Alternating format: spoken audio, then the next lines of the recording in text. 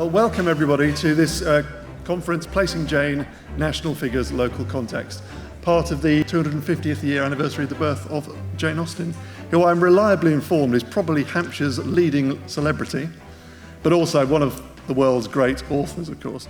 If you're a Jane Austen fan, the names of the settings in her story are just as recognisable as her characters. My name's Dr. Cheryl Butler and I'm a member of the British Association of Local History's outreach team.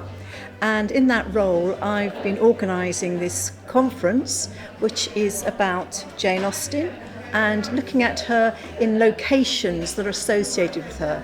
And of course, that's why we've set the conference in Southampton, where she lived for 3 years and also visited on several occasions. And we wanted to raise the profile of her being in the town and how that might have had some influence on her writing.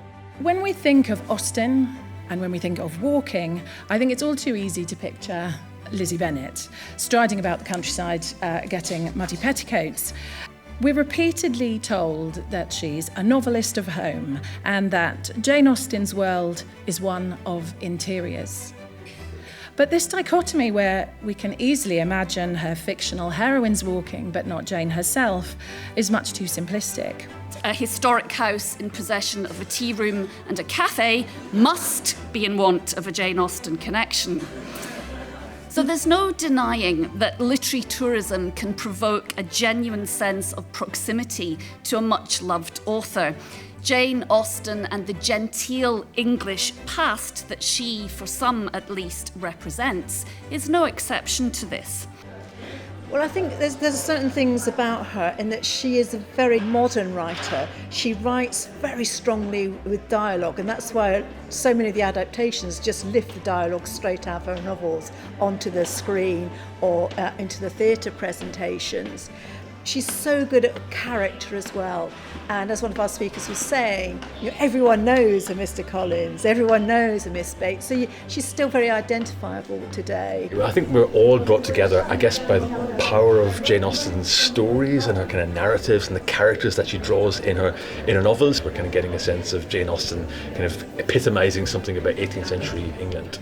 Our environment is interrelational and we develop a dialogue with landscape that shapes us. Walking, then, was an act of belonging for Austen. As author Annabel Abbs has succinctly put it, where we are is who we are. That these fictional locations live on for us speaks to Austen's genius in uncovering truths in her society of the early 19th century that remain very relevant for ours today. Because her work is so adaptable and people know her not only through her books, but from film and from TV adaptations, that's really sort of widened the scope of knowledge about her. But hopefully all those things will drive people back to reading her books, which are absolutely marvellous.